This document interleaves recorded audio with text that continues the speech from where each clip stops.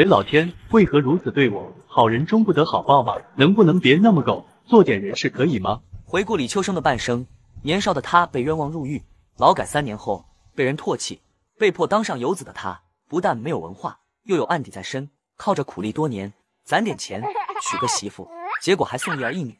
本以为一切都在慢慢变好，谁曾想孩子毕业后直接把孩子他妈接走，不认他这个爸了。卧槽，这是给我干哪了？我不就骂了你2句，你还来真的？这是给我一次重生的机会吗？看着眼前熟悉又陌生的环境，以及自己明显变年轻的手，还有身体传来久违的年轻活力感，李秋生意识到自己真的重生了。老天爷，我谢谢你，我会好好珍惜这次重生的机会。这时旁边传来一阵异响，你个细狗，到底行不行？作为过来人的李秋生一听就知道怎么回事。没记错的话，当年我喝了点小甜水，迷迷糊糊的睡着了，醒来后一群人不分青红皂白将我摁在地上，并冤枉我糟蹋赵云香。每个人心中都有一座大山，可以说这件事就是李秋生一生越不过的大山，也从而改变了他的一生。你们这对狗男女特么的在这偷欢，最后把屎盆子扣在老子头上，害得老子一生凄凉，你们给我等着。这时李秋生走了出来，悄悄趴到门缝上，听了听里边的动静。国亮，你轻点，别让李秋生听到了。那小子醉得跟头猪似的，你就是狼吼，他也听不到。就算听到了，他要是敢传出去，我打断他的腿。听到这，李秋生便知道，这男的原来是村支书陈修理的傻儿子陈国亮。这个王八犊子，前世老子被你害惨了，背了一辈子锅，这一世自己的黑锅自己背吧。屋里的2人还在激情四射，压根没察觉库门已经被李秋生偷偷的反锁。你们尽管快活，等会有你们好受的。李秋生加快脚步就往村里走，不一会就进了村子。此时刚好碰到陈国亮本家四叔，绰号4老鼠的陈修志。李秋生，你慌什么？不在那看果园，回来干什么？4老鼠是村里的会计，果园归他管，也算是李秋生的上司，没事就爱训斥李秋生。四叔，快，果园进贼了，有人去果园偷东西。什么进贼了？这还了得！兔崽子偷到咱们这儿了，丢了什么东西吗？那贼抓着没有呢？果园那边还养着许多猪、牛、鸡等，以及一些玉米、豆子等用来喂牲口的粮食，还有不少农具，这些都是大队的财产。当然，在4老鼠眼里，这都是他们家的财产。一听招贼了，能不急吗？我是听到屋里有动静，有人在里边说话，说什么别让人知道，这一听就是要偷东西，我就偷偷把门反锁上了。你小子干得不错，走，赶紧带我过去，看我不打断他们的腿。此时4老鼠就准备往果园走。四叔，那贼可不止一个，就咱2个，能行吗？还是多找几个人吧。有道理，这样你先回去看着门，别让那几个兔崽子跑了，我去喊人。四叔，你可快点！陈国亮，你个狗娘养的，前世的账今天一并还，让你出名。不一会，李秋生走到果园，此时库房的门还在锁着，看来里边2人还没发觉。李秋生左瞅瞅，右看看，这时一群人拿着东西往这边赶来。贼呢？跑了没有？还在里边呢，要是在我这，四叔给你。跟我来，兔崽子偷到咱门上了，一会开门，你们就进去，什么也别说，直接给我往死里打。四叔知道了，看我们怎么收拾他们。此时里边的2人已经完事，陈国亮正在甜言蜜语讨好赵云香。云香，一会我去鸡窝看看有没有鸡蛋，拿几个你带回去补补。这话刚好被4老鼠听到，4老鼠那个气啊！偷鸡蛋？我让你偷鸡蛋，给我打！一群人就涌了进去。此时陈国亮和赵云香吓得慌了神，赵云香蜷缩在角落里，陈国亮蒙着被子躺在床上，一群人二话不说拿着棍子朝床上砸去。给我狠狠的打！这年头可不像后世那般和谐，讲法治，在农村最恨2种人，一个小偷，一个流氓，一旦被人抓到，当场打死的都有。别打，是我，国亮。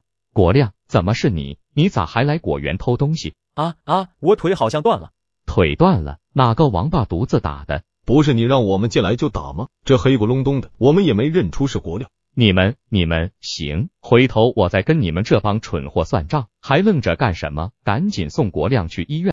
果然，不怕神一样的对手，就怕猪一样的队友。上一秒还在快活的2人，此时一个被4叔打断了腿，躺在床上，另一个藏在角落里，不敢发出一点动静。真解气啊！这帮家伙下手这么狠，看来陈国亮这王八犊子后半生有罪受了。赵云香，前世因为你，我劳改3年，毁了我的一生。这次我要让你身败名裂。四叔，我去开车子。几人只顾着床上的陈国亮，只有李秋生发现躲在角落里的赵云香。李秋生故意拿着手电筒照了下墙角。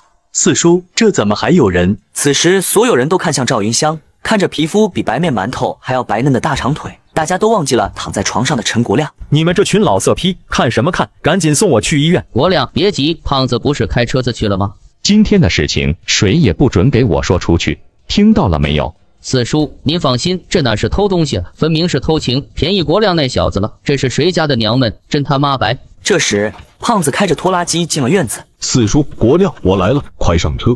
走，快去医院看看情况。不一会，几人就带着国亮坐上了拖拉机。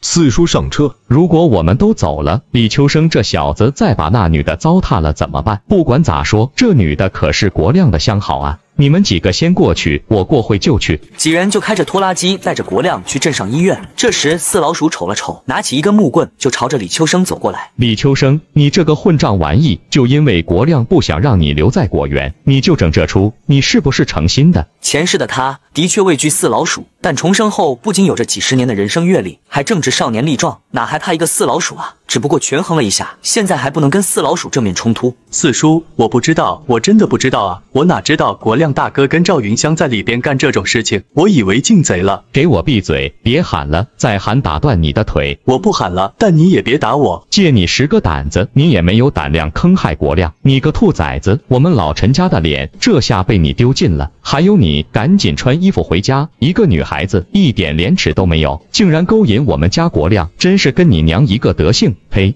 你个四老鼠，真是贼喊捉贼！这时赵云香已经穿好衣服，从屋子走了出来。是你们家陈国亮糟蹋我，你们要是不给我一个说法，我就去镇上告他耍流氓。四老鼠愣了一下，站起来追了上去。云香，云香，你先别走，这事咱可得说清楚了。赵云香压根不搭理他，就这样两人一前一后就往村里走。不管怎么说，这一事没有背黑锅，而且赵云香和陈国亮这对狗男女的名声算是臭了。心情不错的李秋生哼着曲就回到自己的屋子。卧槽，手好痛，怎么多了一个符号印记？老天爷，这是为了弥补前世的我赋予的超能力吗？别逗我行吗？李秋生这时打了个响指，我打个手指，世上的奸夫淫妇会不会随机消失一半人？哈哈哈！云香，这才刚分开，你就想我了吗？等腿治好了，我再去找你。恍惚间，李秋生心中产生了一种很玄妙的感觉，他觉得自己的手能打开一扇门，就好像饿了知道吃饭，渴了知道喝水，完全是一种本能的感觉。这时他做了一个掀门帘的动作，前面出现一个神秘空间，李秋生走了进去。啊，这不就是陶渊明先生笔下的世外桃源吗？芳草鲜美，落英缤纷，土地平旷，有良田美池，可惜没有桃花林和鸡犬相伴。李秋生仔细打量了这一方小世界，他所在之处是一片平原，不远处是一个湖泊，更远处是连绵不断的山。老天爷，这也太神奇了吧！李秋生又望向另一边，这边是一处悬崖。处于好奇心，李秋生便沿着湖走过去。半个小时后，李秋生终于走到了边缘。这个神秘小世界不就是我心中向往的样子吗？中间是无边无际的平原和小河，一边是延绵不绝的高山，一边是一眼望不到边的悬崖。奇怪的是，为什么没有小动物呢？难道这水有问题？沉默一会后，然后伸出手在前方掀了一下，果然又掀开一道通往屋子的裂口。果然可以随时随地进出神秘小世界。我牵头牛抓只鸡，让他们试试水有没有问题就行了。我可真是个大聪明。李秋生走到牧场，打开入口，就带着他们进入小世界，让他们喝起了湖里的水。喝了一阵后，牛和鸡没什么异常，鸡正常的奔跑，牛甚至吃起了草。李秋生又看了看这个小世界，这一片土地现在都是我的了，种点果树、蔬菜，养点家畜，岂不是发家致富了吗？每个人心中都藏着独属自己的小秘密，如果你也有打开小世界的能力，会拿它做什么？前世我一生坎坷，经历世态炎凉，也看透人情冷暖。今生我只想守着这方小世界，种点果蔬，挣点小钱，娶个好媳妇，生个亲儿子，平平淡淡罢了。小世界这边太阳就要下山，待了几个小时的李秋生肚子咕咕叫，于是他带着牛和鸡回到果园，将它们放到圈里后，便回到小屋。不经历风雨，怎能见彩虹？好日子可算熬出头了。李秋生喝口小甜水，吃了口鸡蛋，正准备吃第二口的时候，什么？我在小世界足足待了3-4个小时，这鸡蛋怎么还热乎乎的？此时正值寒冬腊月，刚炒出来的鸡蛋最多10来分钟就会冰凉。李秋生又看向前边的灶台，灶台里的火竟然还没熄灭，窗外的天空也还能看到夕阳。小世界和现实世界时间竟然不同步，这种现象专家来了，估计也无法解释吧。为了验证猜想，李秋生再次打开小世界的入口，走了进去。此时小世界已经漫天星星，然后回到小屋。这次他开着小世界的入口，喝着小甜水，吃着小菜，这才2杯的功夫，小世界天就亮了。看来这里时间要比现实世界快好多。为了验证两边的时间比例，李秋生这个大聪明拿出2根蜡烛，在桌子上点着1根后，拿着另外1根进入小世界，然后将其点燃。既然小世界这边时间快，我让鸡在这边待着，这样也能多下几个鸡蛋。李秋生从果园那边找了些砖块、沙子、工具，用推车来来回回带到了小世界，给鸡群们搭建了鸡窝。这年头还没有普及蔬菜大棚，即将要过年，能见的蔬菜基本上只有白萝卜。小世界这边温度适宜，我种点茄子、西红柿、辣椒，应该能卖个好价钱。李秋生就在这吭哧干了半天，铲出了一块空地，然后走到蜡烛旁边，看了下蜡烛的燃烧情况。正常情况下，这支蜡烛能烧5-6个小时，现在只剩1/10，看来小世界半天的时间是5个小时左右。李秋生又回到小屋里，看了下这边蜡烛的燃烧情况。这边蜡烛竟然才烧了1/20，看来两边的时间比例差不多是1:20。简单吃点东西后，又困又累的李秋生就上炕睡觉了。一晚上，他梦到了在小世界的种种经历：辽阔的平原、延绵的高山和无尽悬崖。晚上梦到的一切不是梦吧？李秋生做了一个掀门帘的动作，还好小世界可以正常打开。李秋生走进小世界，来到鸡窝旁边。好家伙，这足足有30多个鸡蛋！小世界这个时间加速功能简直太爽了。李秋生将1半鸡蛋留在小世界孵小鸡，另外1半带到了果园，简单吃点东西，补充一下体能，又回到了小世界。周星星说过，人如果没有目标，那和咸鱼有什么区别？种地、挣钱、娶媳妇是我目前的第一个计划。就这样，李秋生在小世界忙前忙后7、8天，种了许多茄子、辣椒、西红柿、西瓜等，然后回到果园做了一些鸡蛋，准备补充身体。正吃着开心的时候，窗外传来一帮小孩子的吵闹声。此时，一个小男孩走了进来。二哥，你在吃饭啊？哇，鸡蛋！这小孩名叫李东升，是李秋生三叔家的小儿子。小声点，别囔囔。二哥，让我吃口呗。你可以吃，但千万不能跟别人说。李东升点了点头，3下5除2就把半盘鸡蛋给吃完了。二哥，好咸啊！为了下饭，盐放的有点多，你就不知道慢点吃，也不怕酷死，快喝点水。李东升咕咚咕咚就把碗里边的水喝完了。二哥，太好吃了，我都好久没吃鸡蛋了。老大，你在哪？听到小弟喊自己，李东升站起来就准备出去。千万别跟别人说在我这吃鸡蛋，你要不说，下次我还让你吃鸡蛋。要是说出去了，咱俩就都吃不着了。李东升点点头，就走了出去。不知道这小子能不能替我保密，反正也无所谓，我也没打算在果园一直干下去。李秋生在这看果园，大队一月给他5块钱和一些粮食，不过5块钱和大半粮食都进他大伯口袋里。用他大伯的话说，他一个人在这荒郊野地花不着钱，那钱替他攒着娶媳妇。经过陈国亮这件事，估计陈修理那一家子都恨上我了。趁现在忙着给陈国亮治退，没空来果园，我得抓紧打理小世界。青山景色优，前人田地后人收，后人收的休欢喜，还有收人在后头。金丝楠木1000年成材，外边1000年，小世界50年而已。就算我等不起，我的儿子、孙子也等得起。李秋生从果园捡了一些桃枝、梨枝、金丝楠木等，将它们带到了小世界，在里边忙了7、8天后，放眼望去，小世界明显多了好多小果苗。算算时间，外边天应该亮了，回去的吃点鸡蛋犒劳一下。李秋生正吃得津津有味，这时李东升走了进来。你小子是闻着味来的吧？二哥，你说的，只要我不说出去，还让我吃鸡蛋，不会说话不算话吧？那你早上出来，你爸妈问你干什么去吗？我说找赵军他们玩。算你小子聪明，没和你妈说来我这。我知道，我要是说来你这，我妈肯定让我跟你要几个鸡蛋再回去。李秋生这个三婶就爱占便宜，用他的话说，四老鼠能往家里拿东西，他为什么不能？因为这件事，李秋生可没少被四老鼠骂。对了，二哥，听说前天赵军他姐在这里被陈国亮糟蹋了，还说是被你所在的屋里。小屁孩打听这些事干嘛？这有啥？不就那点破事吗？不过我还听赵军说，他姐现在恨死你了，在家里一直咒骂你，骂得可难听了。竟然还骂我，他愿意骂就让他骂吧，这种贱女人以后离他远点，跟他妈一个德行。我妈也说，那一家都是些狐狸精，赵军他妈以前勾搭人，甚至有人还说赵军他爸不是他亲爸，也不知道是谁的种呢。我看也是，赵军倒是跟那四老鼠挺像的，尖嘴猴腮，一肚子坏水。哈哈，你还跟赵军玩？二哥，这你就不懂了吧？我跟他玩，他认我做大哥，我喊他小弟，这让他帮我算计别人，要是不跟他玩，那他就要算计我了。嘿，你小子鬼心眼不少啊！这叫智谋，说了你也不懂。对了，咱大伯听说这件事之后生你气了，觉得你多管闲事，让你回头去陈修理家赔礼道歉呢。等着吧，还让我赔礼道歉，陈国亮他算老几啊？在李秋生眼里，大伯那个人贪小便宜、刻薄，还趋炎附势。当年劳改出来后，大伯对自己的态度，李秋生还历历在目。李秋生，我们老祖宗的脸都被你丢尽了，你有多远给我滚多远，别再进我们李家的门。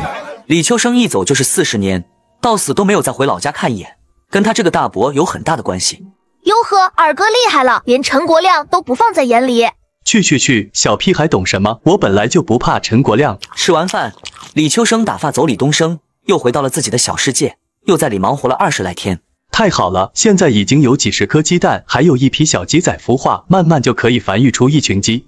这蔬菜瓜果也都开花结果了，长势真喜人。用不了多久，神秘小世界就果蔬成片，鸡鸭成群。李秋生回到小屋子，照例做了鸡蛋，只是今天多了些，免得李东升那小子再来。正吃着开心的时候，果不其然，李东升又走了进来。哟，今天咋这么多啊？你还说呢，昨天的鸡蛋一大半都进你肚子了，我都没吃几口。二哥，咱这个吃法不会有事吧？到时候四老鼠找你拿鸡蛋，你拿不出可咋办？我都听说了，现在陈修理那一家人非常生气，你要是再把鸡蛋偷吃了，他们一家还能放过你吗？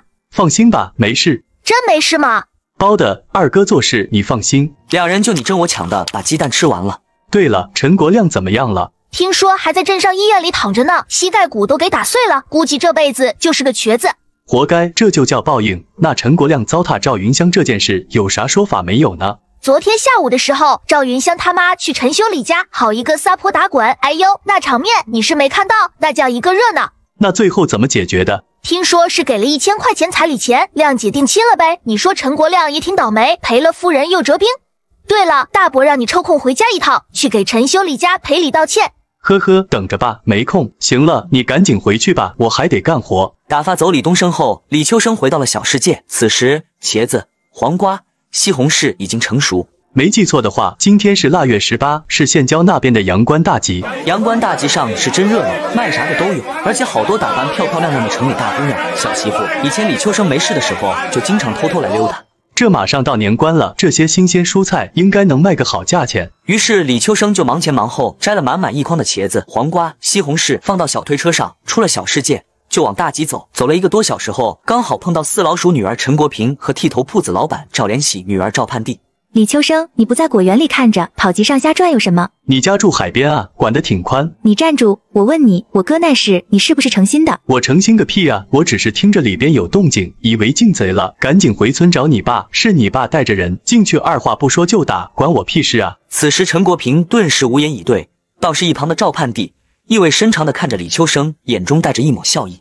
男人只是推了一车子蔬菜，结果就被人团团围住。只因现在正值寒冬腊月，又没普及温室大棚，别说新鲜蔬菜了，树叶都冻得梆硬。哥以前哪见过这阵仗啊！新鲜的蔬菜买不了吃亏，买不了上当，过这村没这店。哎呦喂，那寒冬腊月的，你小子从哪爆出来的新鲜菜？这你就别管了，反正咱有门路。切，还过得打哑谜呢，不就是大棚里种的吗？当咋老姐妹没见识啊？嘿嘿。你们可猜不着，这菜是从李秋生那跟开了挂似的神秘小世界弄来的。那儿温度适宜，土地肥沃，再加上他天天跟伺候祖宗似的照料，水灵的能掐出水。快说，那咋卖？别磨磨蹭蹭的。茄子3毛1斤，黄瓜、西红柿5毛1斤。多少？你咋不吃枪嘞？那家都赶上鸡蛋了，你那是把蔬菜当斤疙瘩卖啊？大兄弟，便宜点，咱多买点，给个实在价。得，看在姐妹们这么捧场的份上，茄子1块钱3斤，黄瓜、西红柿1块钱2斤，不能再少了啊！行，就这价。你这小兄弟心咋比这寒冬腊月的冰渣子还狠啊？姐妹，就这天，这菜眼瞅着要过年了，这价真不狠。小伙子，这菜是你自己种的吗？不是，天上掉的，刚好被我捡着了，运气好没办法。不问了，跟你这小子唠嗑，一句实话都抠不出来。给我来3斤茄子，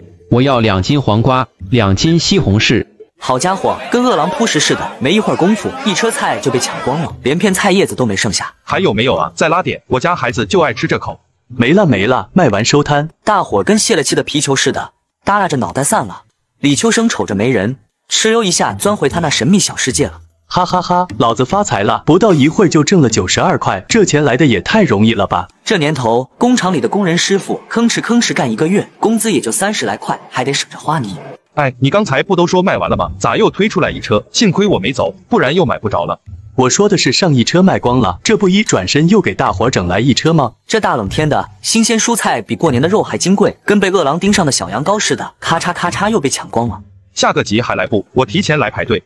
必须来，等着吧。得到准信，买着菜的大哥哼着跑调的小曲儿，美滋滋的走了。李秋生转头又溜回小世界，这半天就挣了200来块，上辈子挣点钱舍不得吃舍不得穿，全花在别人身上，自己啥好处没捞着。这辈子要学会爱人先爱己。集头那家羊汤摊可有年头了，祖孙3代都靠这摊吃饭。李秋生小时候，他爸带他喝过一次，那味儿到现在都忘不了，跟刻在 DNA 里似的。老板，来1碗羊汤，4个脆皮火烧，再来1瓶老烧，今个咱也奢侈一把。一共1块3毛8，先付钱。城里人吃饭讲究吃完再结账，那叫潇洒。但咱农村来的，尤其是瞅着李秋生这穿着打扮，衣服都买不起，必须先掏钱，免得等会儿吃霸王餐。给我说小伙子，你这是不过日子了，一顿饭就造这么多钱，谁让老板娘勾人还呢？你说啥？我说谁让您家的羊汤这么馋人呢？闻着味就走不动了。得，就冲你这话，给你多加点肉，真香啊！爸爸是爸爸的味道，喜欢就常来。李秋生，你咋在这喝羊肉汤呢？你这穷酸样，喝得起吗？咋了？我喝碗羊汤犯法啊？你哪来的钱？挣的呗，难不成是偷的抢的？你别以为我不知道，你的钱都在你大伯手里存着呢，你根本没钱。老实交代，这钱到底哪来的？陈国平这嗓门跟村口大喇叭似的，瞬间把周围人的目光全吸引过来了。大伙儿嘀嘀咕咕，有人甚至下意识捂住了自己的口袋，生怕钱长腿跑了。你想表达啥？陈国平正想张嘴继续嚷嚷，旁边的赵盼娣一把拉住他。哎呀，行了，人家秋生喝碗羊汤怎么了？你管的也太宽了，跟漂亮国一样，什么都想插手。你拉我干啥？我就是觉得他钱来路不正。就你家钱来路正，别人家的钱就都是歪门邪道来的，是这意思不？哎呀，你扯哪儿去了？你想啊，他每个月就5块钱，还被他大伯收走了，他哪来的钱喝羊汤？你不就是想说他是偷了果园的东西换的钱吗？那不然呢？不然他哪来的钱？又是羊汤又是老烧酒的，他配吗？你不也在这儿喝羊汤吗？我有钱啊，我爸给的。你爸挣多少钱？他的钱哪来的呢？你什么意思？你是说我爸偷东西？我爸才不用偷呢。哦，合着你爸从果园拿东西就是理所应当，李秋生拿点东西就是偷，双标玩的挺溜啊。不是，你怎么老帮着他说话？我这是对事不对人，国平，我知道，因为你哥的事，你们一家都恨秋生，但咱得讲道理吧。当初是谁让你哥偷偷跑到果园的？再说了，你哥的腿也不是秋生打断的，是你爸找人打的，这事儿你心里没数吗？这话一出，陈国平跟被按了静音键似的，瞬间哑火了，张着嘴半天说不出一个字。赵盼娣这姑娘能处，是个明事理的实在人。再说钱的事，也就1块多钱，李秋生就算再穷，难道连1块多钱都攒不出来吗？陈国平刚想张嘴反驳，又被赵盼娣打断。我知道你想说啥，一般人舍不得花1块多钱喝羊汤，咋的？人家辛辛苦苦给你家干了1年活，喝碗羊汤犒劳下自己都不行吗？非说人家偷你家钱，你有证据吗？拿出来瞅瞅啊！我也没说他一定偷我家的钱啊，说不定他偷别人家的呢。国平，咱能不能讲点道理？自古以来，捉奸拿双，捉贼拿赃。你怀疑人家偷钱，就得拿出证据。行了，不说了，回家。说完，陈国平气冲冲的扭头就走。赵盼娣叹口气，赶紧跟上去。陈国平这丫头回去指定的在他爸面前添油加醋，不过无所谓了，兵来将挡，水来土掩。在离开果园前，得先买点农具和推车，不然运菜太费劲。李秋生喝完羊汤，在集市上逛了老半天，买了辆车、锅碗瓢盆，还有些粮食，顺便给自己整了一身新衣服。果然人靠衣装马靠鞍，穿上这身衣服胜过吴彦祖，不过分吧？一想到大伯就来气，钱全存他那，每次想拿点钱买件新衣服，他都找各种借口推脱。去他姥姥的！李秋生把东西放进小世界，又哼着小曲开开心心逛集市去了，那叫一个美滋滋。鱼子今天算是踩狗屎运了，被死对头羞辱就算了，结果还被闺蜜背刺。更糟糕的是，连路过的狗都冲他呲牙，主打一个谁都能欺负他。李秋生那穷鬼突然跑到大集上喝羊汤，这里面绝对有猫腻。今天不把他底裤扒下来当证据，我就不姓陈。果园这边锁着门，看来李秋生还没有回来。但这能难住陈国平吗？毕竟她可是自带找茬雷达的女人。新仇旧恨，今天一块算。陈国平气冲冲来到牲口圈里，别说牲口了，连根牲口毛都没瞅见。牲口已经被出门前的李秋生放到了神秘小世界。好你个李秋生，真是胆大包天啊！敢把大队的牲口全偷去卖了！你给我等着，我这就去摇人。陈国平刚骂骂咧咧走，李秋生就回来了，正好撞见这一幕。还好老子来得巧，不然真被你给抓到把柄了。国平，你这是又去哪了？我刚去果园，你猜怎么着？牲口全没了。绝对是李秋生干的。李秋生他又不傻，就算偷，顶多是几个鸡蛋罢了。这一下子所有牲口都没了，这不是明着告诉全村我是小偷吗？中间一定有问题。这就不知道了。就算不是他偷的，他都脱不了关系。我这就告诉我爸。叛妞，国平跟你说啥了？看他那样鬼鬼祟祟的。他刚去了趟果园，发现牲口都没了，怀疑是李秋生偷的。啥玩意？果园的牲口都没了吗？李秋生偷的，不能吧？他得吃了多少豹子雄心胆才敢干这事？别瞎说，秋生那孩子偷根葱都能愧疚3天，估计是误会。走，咱去看看热闹。爸，出大事了，果园牲口全没了。啥？你说啥？谁生了？牲口，果园牲口都没了。好，你个李秋生，看我怎么收拾你！二哥，快跑吧，他们来找你了。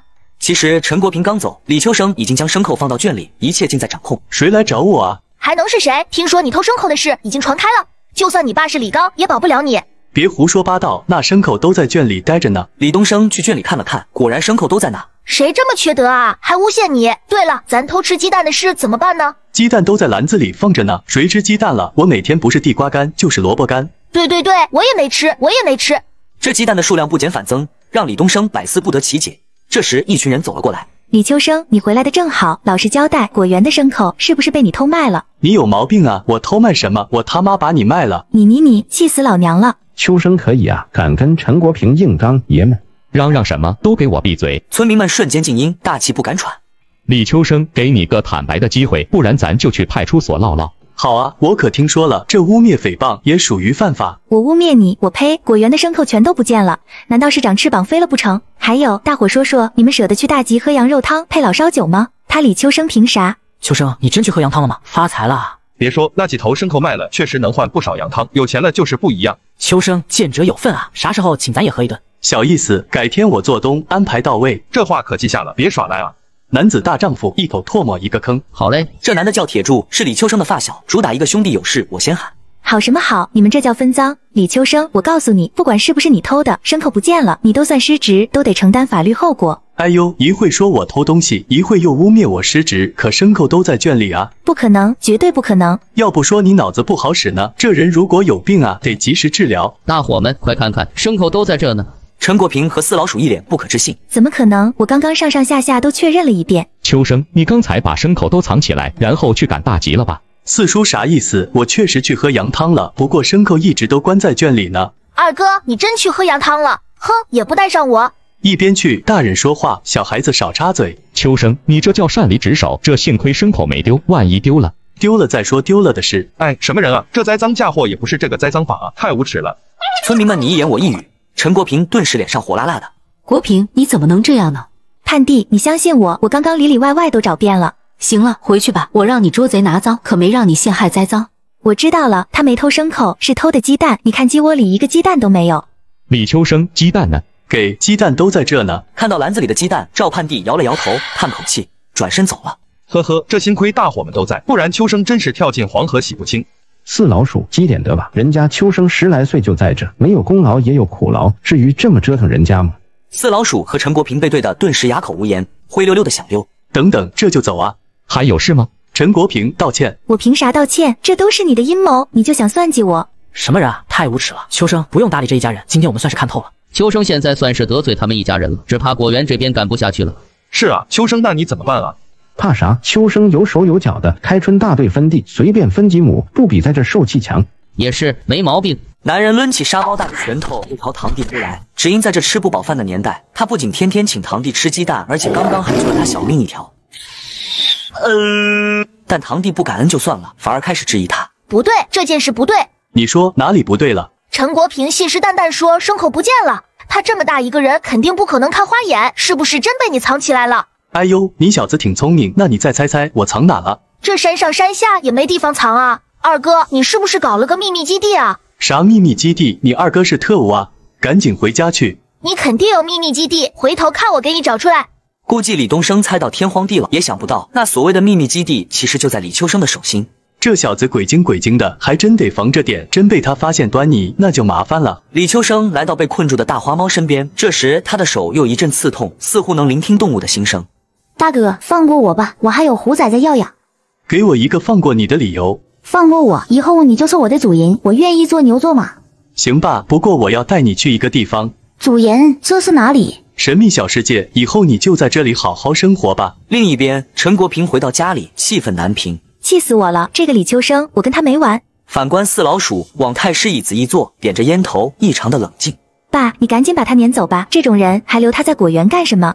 这事不急，等你三伯回来再说。国平，你确定当时那些牲口都不在吗？我确定，而且山上山下都找了。林子东边那口旱井呢？我没注意，爸的意思是他可能把牲口都藏在井里吗？可那口井没多大吧？他就不能挖大一点吗？还有山上那么多沟沟坎坎，指不定藏在哪个旮旯里。以前看他挺老实，没想到是这样的人。前日我哥那事，他肯定也是故意的。提起陈国亮，四老鼠狠狠地拍了一下桌子。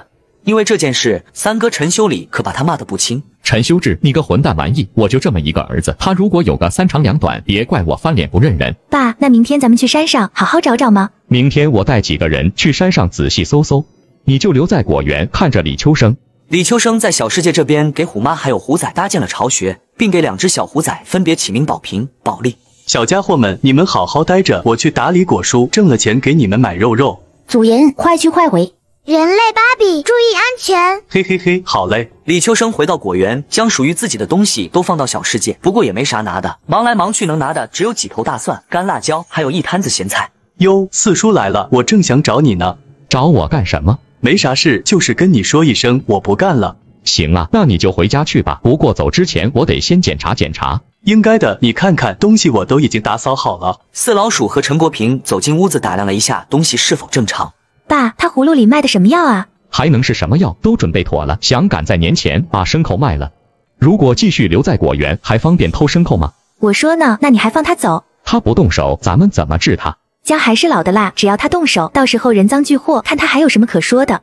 行了，没什么问题，你走吧。四叔，您可看好了，我走了以后再丢什么东西，可就和我没关系了。果然被我猜中了，你都不在果园了，还找你干什么？走吧。拜拜了您。看得出来，李秋生虽然如释负重，不过还是有点不舍，毕竟他整个青春都奉献给这里。如果雇主稍微有一点点良心，也许他就会回头。今天是王庄镇大吉，这小世界的果蔬又成熟了不少，得赶紧卖，给宝平、宝利整点吃的。秋生，男的叫李春生，是李秋生大伯家的儿子，旁边坐的是他的未婚妻王秋云。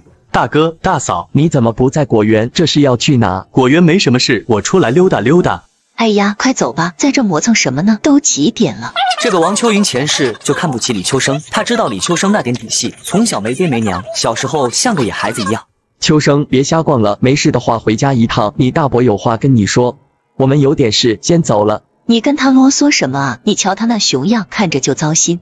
这话刚好被李秋生听到，习以为常的他叹口气，继续朝着王庄镇走去。不过看他的样子，像是下定某种决心，偷偷努力，然后惊艳前世那群瞧不起他的人。妈妈，那个人类爸爸怎么还没来呢？妈妈，我要吃肉。宝平、宝利，急什么呢？主人去打理果蔬，忙完就回来了。嘿嘿，好开心，期待人类爸爸早点归来。男人原本抠的袜子破洞都舍不得扔，今天却买了几块肉，并且啪就扔到地上。只因他刚刚收养了2只小虎仔，并且已经将小家伙们当成了自己的孩子。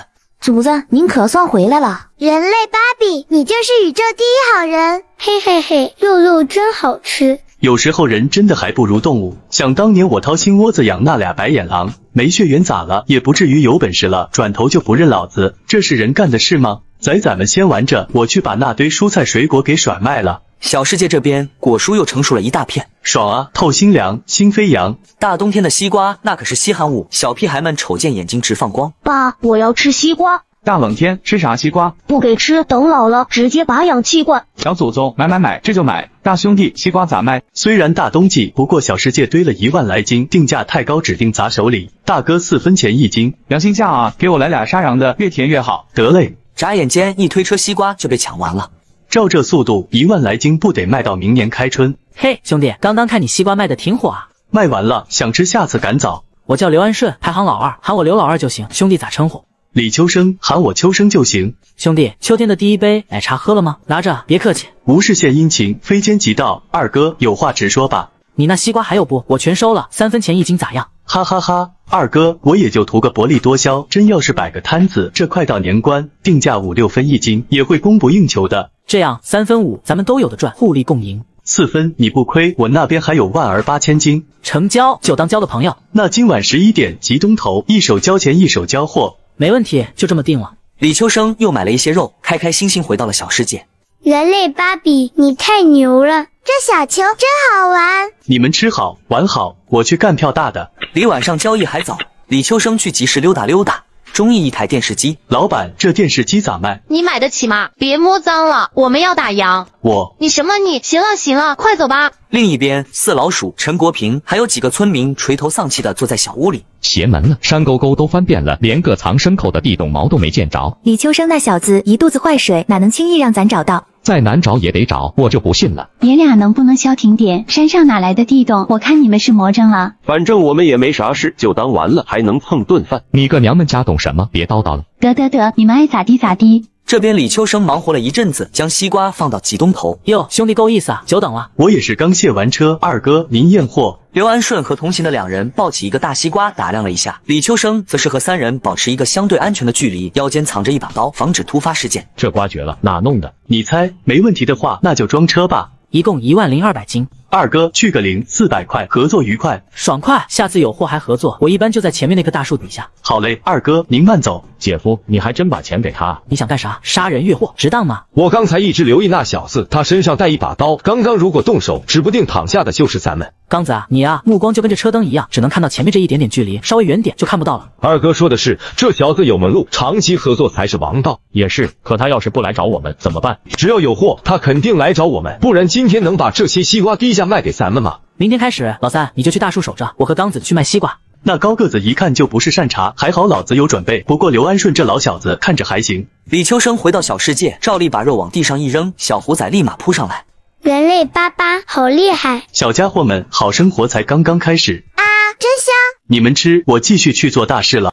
男人2天便挣了别人2年的钱，本应笑容满面，却泪流满面，来到已故父亲坟前吐露心声。爸，算时间，您都走20年了，儿子想您了。还记得那年带我赶大集喝羊汤吗？平时抠得掉渣的您，那天却毫不吝啬。爸，今天赶集听一对父子吵架，那小屁孩居然跟他爸顶嘴，我嫉妒的牙痒痒，因为他有爸可以顶嘴。爸，这段时间四老鼠那一家子老是欺负我，我多想您站在我身后，鼓励我大胆去干。还记得您生前最大的愿望吗？爸，这小盒子里咋有人蹦的，还会说话？咱搬回家呗。傻儿子，这叫电视机，等爸挣了大钱，咱就把它取回家。这电视机，儿子迟早给您买回来。对了，我养了俩小虎仔，天天喊我芭比，他们给我带来家的感觉。今天是薛庄大集，相比王庄大集要冷清很多，蔬菜价格自然低了不少。小兄弟，你这新鲜蔬菜什么价格？黄瓜、西红柿3毛5，甜瓜、胡萝卜3毛。便宜点呗，我们抱怨了，省得你在这儿吹冷风。少1分都不卖，这价比现交大集便宜到姥姥家了。话音刚落，李秋生的菜就被抢空，其他摊主原地石化。伙计们，我先走了，你们慢慢卖。哎呦喂，早知道不还价了，这天气确实值这个价。姐妹，帮我把风，我去小胡同释放一下。懒驴上磨屎尿多，快去快回。李秋生从小世界又整了一推车果蔬，照例探出头打探一番。这玉骨冰肌自带光，清风拂过也留香。谁？怎么有热气，还有粗重呼吸声？卧槽，一张人脸。女子眨了眨眼睛，奇了怪了，啥也没有啊？难道撞鬼了？还好我缩得快，不然跳进黄河也洗不清了。姐妹，快来，刚一张人脸，色眯眯的盯着我。这破胡同除了木头就是墙，快提裤子吧！再嚷嚷，别人还以为你在这儿演聊斋呢。难道是我眼花了吗？我看你是撞鬼了，回头找神婆给你驱邪吧。啧，该说不说是真白啊。为了防止女子还在原地等待，李秋生就去虎穴陪伴一回虎仔。芭比，快来陪我们玩，不然有你屁屁。虎妈，仔们别闹了，来吃瓜。主子，这沙洋米先咬一口，浑身俗气全溜走。陪虎仔们待了一会，李秋生又来到了小胡同。我还是觉得不对劲，刚刚的确是一张脸。服了你了，要去自己去，我在这儿等你。完了，躲不掉了。听这声音，女子又来了。方法总比困难多，李秋生也假装方便。嘿，流氓！你刚才不也在这释放吗？凭啥说我流氓？咋了？他在这儿耍流氓，你给我站住！糟糕，不会被认出来了吧？咋地？难道是看我长得太帅，想搭讪？你个小辣椒！大兄弟，对不住，他脾气冲，您别往心里去，快走吧。算了，大人不计小人过。奇了怪了，这家伙有种似曾相识的感觉。别搞事情了，走吧。小世界堆积了几万斤果蔬，单靠李秋生不得卖到猴年马月。于是他去刘庄大集找刘安顺一伙人。还真是你啊！刚你从这走过，我都没认出来。三哥、二哥呢？怎么没在薛庄集看到他？薛庄这小集不够塞牙缝的。二哥和刚子去县城了。有熟人罩着，不怕红袖章。我这有批甜瓜，还有蔬菜，你瞅瞅。甜瓜这玩意大过年可是稀有物种啊！三哥，你尝尝味道如何？绝了，一口甜到脚后跟，越吃越勾人。这瓜正常季节卖1-2毛，这时候卖3、4毛没问题吧？兄弟，大冷天在这里等你，咱都爽快点，2毛5一斤，有多少要多少，大概6、7千斤，大概2000块，跟二哥他们凑够了。行，我们全要了。那就老时间老地点。李秋生又来到昨日中艺那台电视机旁边，此时的售货员还是昨日的女人。你咋又来了？这是你该来的地方吗？赶紧出去，别影响我做生意。春梅，咋了？这谁啊？一个臭要饭的，昨天就贼眉鼠眼逛半天。不买就赶紧走，这电视机500块买得起吗？你要是买得起，我当场把它吃了。李秋生拿起钱就砸向男子。叔叔，500块不多不少。对不起，大哥，您是财不外露，是我有眼不识泰山。记住了，以后别狗眼看人低。所以说啊，人不可貌相，海水不可斗量。你看不起的小子，指不定兜里揣着能买你10个电视机的钱。男人买了期望已久的电视机，反而随手将其丢掉，只因身后一只灰狼紧追不舍。保命还是保电视机，他还是拎得清。狗哥，有话好好说，别追了。小子，你在侮辱我，本王是狼王。狼王一个加速，像外卖小哥抢单一样，精准逮到李秋生。呸，一股穷酸味。不过够崽子们塞牙缝，下辈子别乱喊了。狼王大哥，等等，给你加个硬菜咋样？识时务者为俊杰。虎妈，速来！主子，有我在，没意外。虎妈和狼王扭打在一起，3回合计分胜负。男人嘴，骗人鬼。虎姐，两脚兽，我错了，饶我狗命。知错就改，真男人。以后你叫二哈，听见没？谢谢主子赐名。这边刘安义找到刘安顺商量甜瓜的事情。二哥，西瓜卖的咋样了？卖完了，8分钱1斤，挣了400块。400块，那这个年可以好好过一下了。你咋来了呢？我们正准备回去呢。二哥，李秋生那小子搞来一批甜瓜和蔬菜，好东西啊，详细讲讲。甜瓜2毛5，7、8千斤，蔬菜平均2毛1斤，3、4万斤。不过指定了甜瓜，我爹娘嘞，这小子是何方神圣？这么一算，这批甜瓜不得赚他个1、2千块。时间差不多了，他在老地方等我们，赶紧上车，别得罪了金主爸爸。二哥，一日不见，如隔3秋。老弟，久等了，刚刚筹钱花了点时间。见外了，您验货。盖了帽了，又甜又脆，冰凉甘甜。刚好8000几，这是2000块，兄弟拿着。合作愉快，那批菜还给你留着。2000块呢，就这么给他了吗？咋的，又动了歪心思？刚子啊，这几批货下来，年前差不多就能挣7、8千，够咱一整年吃香的喝辣的。我刚刚也是随口一说，言多必失，以后没用的话尽量别说。3天后，真没想到在这个年代自己也能成为万元户，这下可以好好准备一下年货了。父母离世后，李秋生就跟着大伯，每到过年，那点烟花爆竹他根本捞不着。哇，那烟花爆竹好漂亮啊！等我长大有钱了，我也要买好多好多。李秋生买了一车子年货就往家走。喂，二哥，这几天去哪了？我们找你都找疯了。找我干啥？我看你是玩疯了。还能干啥？四老鼠这几天一直带人找你的秘密基地呢。什么秘密基地？我看这一家子是吃饱了撑的没事干。哈哈哈，听说陈修理因为这件事把他父女俩狠狠地骂了一顿。陈修志啊，我看你最近脑子出问题了。还有你，一个高中生，我看这书是白念了。两人谈话间，四老鼠和陈国平刚好从果园出来。李秋生，还真是你啊！这几天去哪了？咋了？想我了吗？哈哈哈，二哥别自恋。我呸，鬼才想你呢！老实交代，是不是去联系买家？猜对了，你们可看好牲口，丢了可别怨我啊！秋生啊，你这车子还有年货咋来的？买家交的定金呗。不要在这耍嘴皮子，牲口就在果园，有种你就来。那你们今晚可别睡觉了。二哥，你真偷牲口啊？我偷你个头，给你2挂鞭炮，别炸伤了。这么多就给2挂啊？2挂4块钱呢，你妈舍得给你吗？嘿嘿，二哥你赶紧回家吧，大伯都快气疯了。知道了，快去玩吧。李秋生继续往家走，路边的大伙们大为惊诧，毕竟现在的他跟之前简直判若两人。李秋生，你这是发财了吗？谈不上发财，就是挣了点小钱。干啥挣的？这不快过年了吗？我去王庄镇倒腾点鞭炮去大集卖，挣点辛苦钱。可以啊，没看出来，还挺有头脑的呢。啥头脑？跟你这个高中生差远了。行了，不唠了，我回去收拾收拾屋子。行，忙去吧，需要帮忙说一声。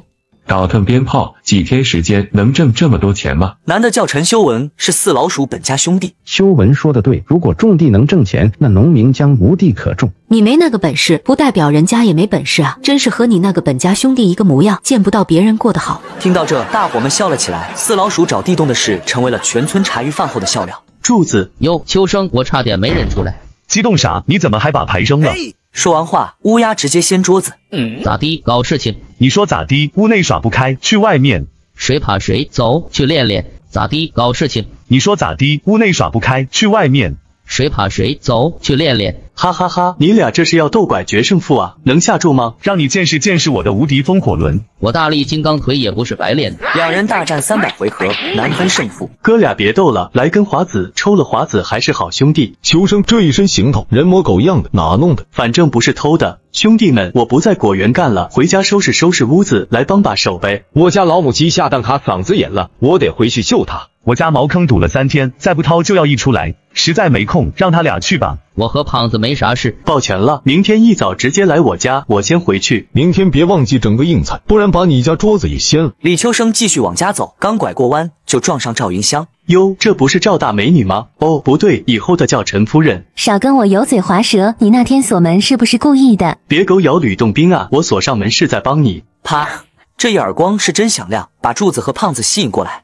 看你这个混蛋长不长记性？别拉我，今天非治治这娘们。行了行了，大老爷们跟个娘们家计较啥？还愣着干啥？赶紧走吧！你给我等着，这一巴掌老子记下了。两人的争吵刚好把赵云香他妈丁淑娥吸引过来。你个小畜生，还敢回来？我女儿就是被你害的，看我不打断你的腿！去你姥姥的，给我滚一边！妈，你咋样？老娘长这么大，村里大大小小哪个男人不把自己当掌上明珠？今天是遇到善茬了，没大碍。嚷嚷什么？我看是怎么个事？三叔，刚丁淑娥像疯狗一样，非要咬我，我就正当防卫一下。你个有娘生没爹养的小杂种！要不是你把门给锁了，我女儿……你女儿咋了？也就不会被国亮大哥祸害了是吧？对，要不是你锁了门，我女儿早就跑了。哈哈哈，丁淑娥要点脸吧？明明是你这个不要脸的女儿勾搭国亮大哥。你胡说，是陈国亮勾搭我。你也不嫌害臊，国亮大哥玉树临风，一表人才，你算哪根葱？李秋生这一通颠倒黑白，把赵云香给气懵了，同时也说到陈修理心坎去了。因为这件事，镇上领导还严厉批评他一顿。这件事没法向四弟撒气，也不能和未来亲家母大吵。这小子算是说出我的心声了。你快讲两句啊！行了，别整天跟个疯婆子似的在街上吵，丢人不？赶紧把你闺女领回去，别让她再出来搔首弄姿。你们都围着干啥？家里的猪喂了吗？赶紧各回各家，各找各妈。嘿嘿，这波操作绝了，把陈修理的火气引到丁淑娥身上，我可真是个大聪明。李秋生接着往家走，看到自家3间小破屋，忽然想起小时候。爸，天上的星星会掉下来吗？会啊，就像你掉乳牙一样，星星老了就会变成流星。那掉下来能捡吗？我想串成项链给妈妈。傻小子，流星掉下来就变成石头了。听说遇到流星许愿就可以梦想成真，是真的吗？对啊。那如果看到流星，我许愿让它变成项链给妈妈戴。乖儿子，流星喜欢听实在一点的愿望。快看，有流星！我想让时间静止，这样爸爸妈妈就可以永远陪着我。你是谁呀？敢闯我家？大伯，是我。你还知道回来啊？我以为你嘎在外边呢，看我不打死你个兔崽子！李秋生滋溜一下窜上树，快下来，我保证给你留一条腿。大伯，你都这把年纪了，气坏身体可不值当。小兔崽子，不打你，这几天去哪了？挣钱啊，果园又挣不到钱，1个月5块钱呢，你还想要多少？那我的钱呢？给你攒着娶媳妇。得，对了，大伯，记得我爸给我说过一门娃娃亲的事情。听你爸说过，是有这么一回事。当年秋生爸上山开采石头，刚好有块石头砸着一个人。兄弟，坚持住，我来救你。谢谢救命之恩，无以回报。看我俩年龄相仿，家有一女3岁，不知小兄弟家是否有娃娃？有一儿子也3岁，要不我们给孩子定个娃娃亲？那就说定了。那女的在哪？叫什么呢？叫啥我还真不知道，听说家住薛庄。说到这，李秋生想起在徐州那尴尬的画面。不会这么巧吧？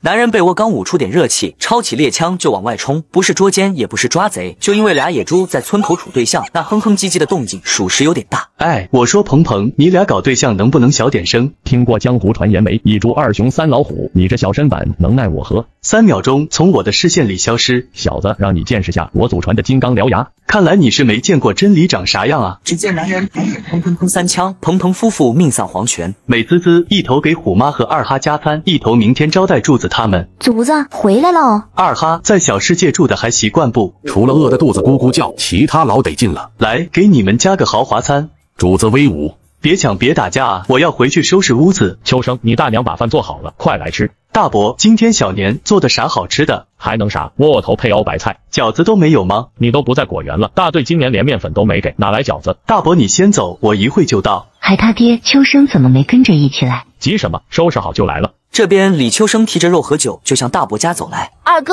你这肉哪来的？给我一块尝尝呗，就一小块。尝啥尝？想吃就去大伯家。我才不去呢，吃他家一顿饭，大娘那白眼能洗我10000遍。行吧行吧，给你1块。嘿嘿，二哥真好。二哥，你手里拿的啥？香乎乎的。这小闺女叫李冬霞，是大伯家的小棉袄。红烧猪蹄可好吃了。哪弄的呢？挣的呗，这2天去大集倒腾鞭炮，做点小买卖。哟，秋生啊，刚听见有肉，还真是，我先尝尝先。整天就知道吃，正事一点不干。秋霞，把肉切了，剩下的放起来。多切点啊，人多。今天小年都切了吧，怎么也得吃点好的。就是你大娘也太会过日子了，跟铁公鸡似的。李春生，你都老大不小了，整天东游西逛，啥时候能挣点钱？妈，你放心，以后儿子保证给你挣大钱，让你天天吃红烧肉。小钱都没见着，还大钱呢？这可不一定，大哥将来肯定能挣到大钱。知我者，小妹也等挣到钱给你买辆车。不能骗我吧？大哥啥时候骗过人？你是没骗过人，就是没事爱吹牛皮。就是你有吹牛的功夫，不如跟秋生一起去大集做点小买卖，挣点实在钱。大娘，鞭炮该买的都买了，后边几个集买的人越来越少。再说，我这2天准备收拾下那3间老屋子。你那屋子我一直帮你收拾着呢，干净的很。房门、窗门想刷点漆，院子准备用水泥打一遍，看着也整齐啊。那得多少钱啊？你啊，有点钱就瞎折腾吧，这是个大工程，找人帮忙了吗？跟柱子他们说好了，明天一早就来。春生，明天你也去帮忙，别整天瞎晃。哎呀，我没时间，明天得去秋云家帮他收拾屋子。你到底姓李还是姓王？天天去他家干活，自家活一点不干。就是给谁干活就喝谁的酒，明天让我那准嫂子给你买瓶好酒，好好犒劳你。让他买酒，他俩都认识1年了，每次来咱家都是空着手，走的时候还拎东西，比强盗还狠。明天上午给秋生帮忙，下午再去秋云家，这下总行了吧？这还差不多。你小子跟谁学的？喝酒还要干活，这么会算计？不会算计，能挣家里钱吗？妈，能不能管管你女儿？没大没小，眼里还有我这个大哥吗？你啥时候能挣到钱，我就啥时候管他。秋生，听说县郊大集有卖新鲜甜瓜，是不是真的？又胡说，这寒冬腊月的哪来的新鲜甜瓜？妈，你别大惊小怪，这甜瓜是大棚里种的，过完年我去南方考察考察，等分了地也弄个大棚种甜瓜。可太好了，到时候我要吃好多好多甜瓜。这8字还没一撇呢，听听就行，别当真。李秋霞，你啥意思啊？大哥，种大棚没你想的那么简单，说来听听，我倒要看看有多难。搭个大棚不说，里面还得生炉子保温，那成本可不是一般的高，弄不好还得赔钱。就是你以为钱那么好挣啊？别到时候竹篮打水一场空。想挣钱也简单，别天天围着王秋云转，没事多出去走走，看看外边的世界，比啥都强。可不是嘛，你这是典型的娶了媳妇忘了娘，眼里根本没这个家。知道了，回头我就去溜达溜达，看看有啥好生意。这才像话嘛！来喝酒，别光顾着说话。看这一大家子，有说有笑，有拌嘴，吵吵闹闹的，这才是家的意义。还他娘，你还记得秋生之前订的娃娃亲不？二哥定亲了，我怎么不知道？那时候还没有你呢，算起来都差不多15、16年了，时间过得真快。可不是嘛，那时候秋生才3岁，没记错的话，姓薛对吧？对，只不过都10来年没来往了，人家还认这门亲吗？白纸黑字写着呢，还摁了手印，他凭什么不认？老祖宗的规矩不能破。这都啥年代了，老一辈那一套早过时了。甭管啥年代，摁了手印就得算数。大伯怎么突然这么上心？第一次觉得这个家这么温馨，有点不习惯呢。爷几个别喝了，早点回去睡，明天一早还得收拾屋子。月光洒在身上，秋生面带微笑回到自己家中。男人半夜出来方便，看到不远处的人面熊挥手，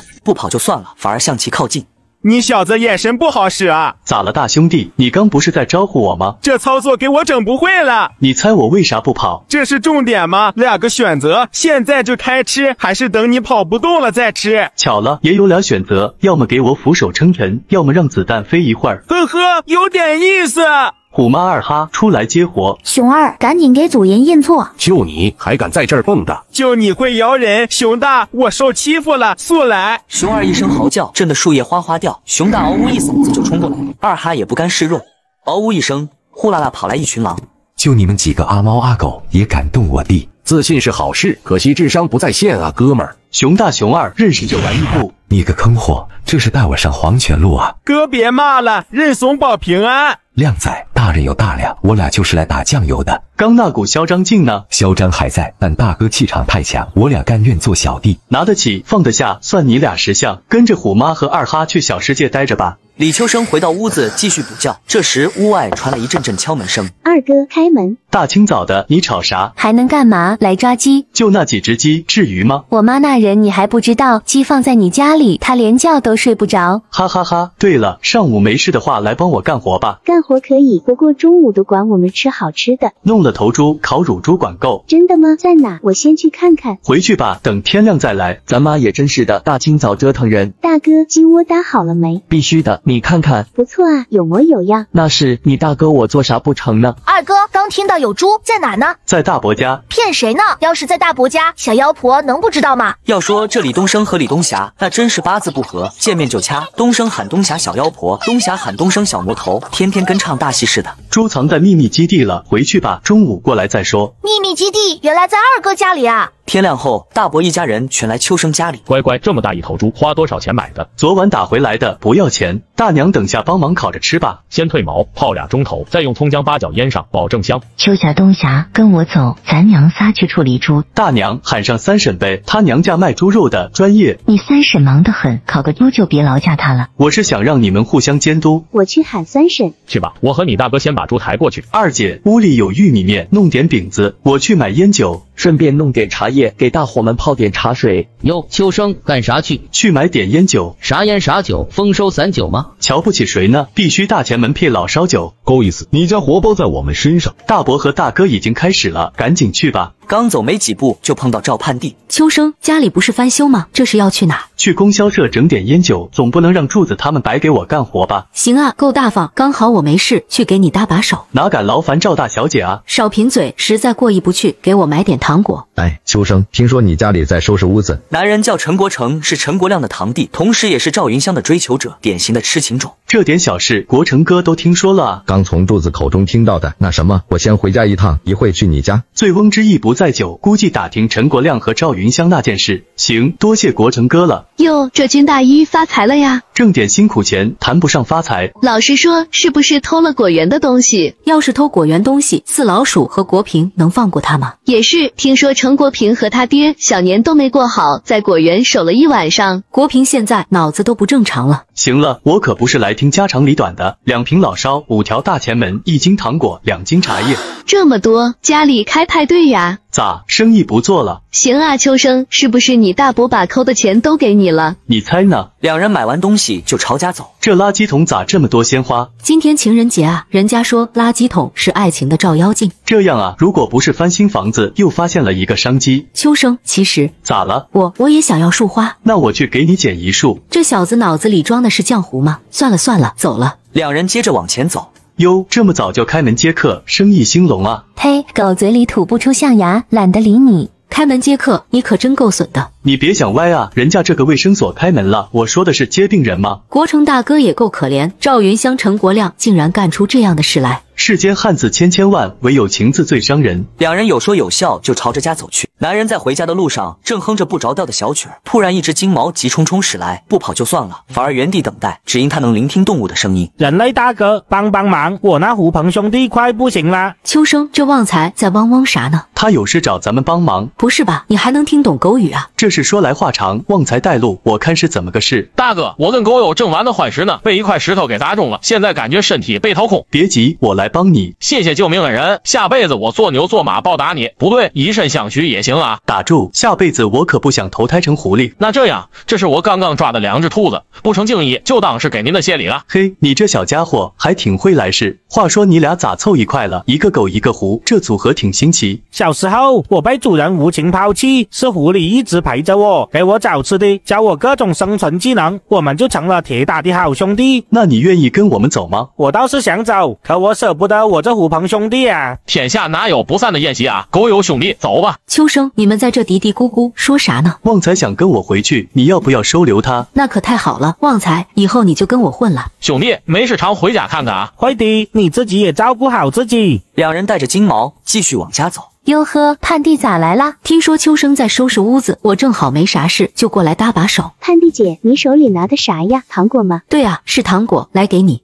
小妖婆，见者有份，给我也来点。不给就不给。盼弟，你在这搭把手就行了，我过去看看大伯他们弄得咋样了。行啊，你去吧。秋生啊，我刚看了下，这屋子没啥大毛病，边边角角修修补补就行。行啊，不过这厕所可得重新修，屋里顶棚也最好换新的，看着亮长点。顶棚也要换新的呀，用不着这么讲究吧？随便找2张报纸，弄点浆糊一贴，不也能凑合用吗？还是用新的吧，反正也花不了多少钱，咱得让屋子焕然一新，住着舒服。你这孩子有点钱就不知道咋花了，一点都不知道过日子。新顶棚怎么着也得20-30块钱吧？用不了那么多，那掉价还能用，换个新花纸3-5块钱的事。那行，我现在就去买。咱这供销社没有，得去镇上，顺便买点钉子。得嘞，秋生，我去行了。这屋子哪里需要收拾，怎么收拾，你得在这看着点。大哥，你说的也对，给你10块钱。10块钱哪够啊？这么多东西，怎么也得20块吧？要不我让柱子去吧。得，10块就10块，赶紧回来啊，等着用呢。这李春生啊，那可是个大奇葩。有一年，大队安排几辆车去拉石料。李春生，你去吧，可别偷懒啊。放心吧，领导，保证完成任务。结果这家伙一去，1天都没回来，把大家急得人心惶惶的。不对啊，正常情况下半天时间就能返程，这家伙该不会掉山沟里去了吧？这可咋整？指不定的，别愣着了，赶紧去找找吧。最后，李春生赶着车从南边慢悠悠的晃了过来，跟个没事人似的。李春生，你这是咋回事？不好意思啊，回来路上不小心睡着了，这驴也挺不靠谱，拉着车一个劲的往前走，等我醒来赶紧掉头。你呀，成事不足败事有余。大哥刚这么积极，8成去接我那个准嫂子。几人干得热火朝天，这时陈国成走了过来。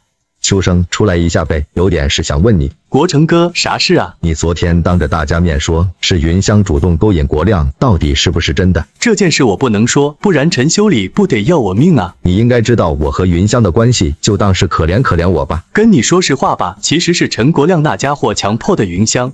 这个王八蛋，我饶不了他。那天到底是怎么个情况？国成哥，事情是这样的，秋生，今年果园收成不错，奖励你2瓶酒。国亮哥，你怎么不喝呢？今天主要是犒劳你这个大功臣，你多喝点。这是想故意灌醉你，方便他干坏事，这个卑鄙小人。谁说不是呢？后边的事情你应该也听说了。那天打得好，要是我在场，非把他打死不可。国成哥，我知道你喜欢赵云香，可是已至此，该放下就放下吧。行了，我的事你就别管了，回头请你喝酒。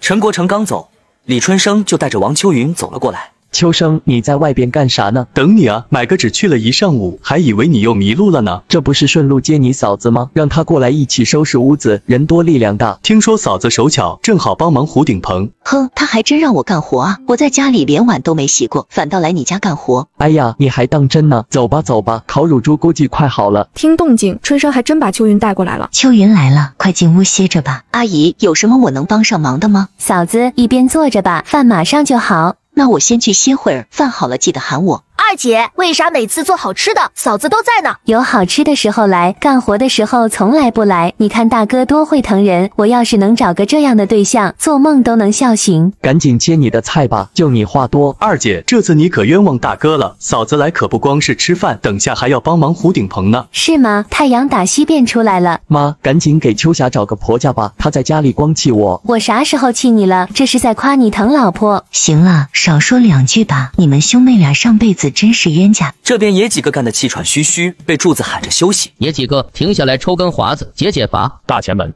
秋生这孩子还买这么贵的烟干啥？又没啥外人。你呀，啥都好，就是小气，请人家帮忙，连个好烟都舍不得，说出去让人笑话。难的是李秋生三叔跟大伯完全是2种性格。咱又不是陈修理那样的有钱人家，就是些穷老百姓，有啥好笑的？秋生这是有钱了，要是没钱，想买好烟也买不起啊。这边娘几个经过1上午的努力，整了一桌子丰盛的午饭，色香味俱全。哇塞，真香！我去喊大伯和柱子他。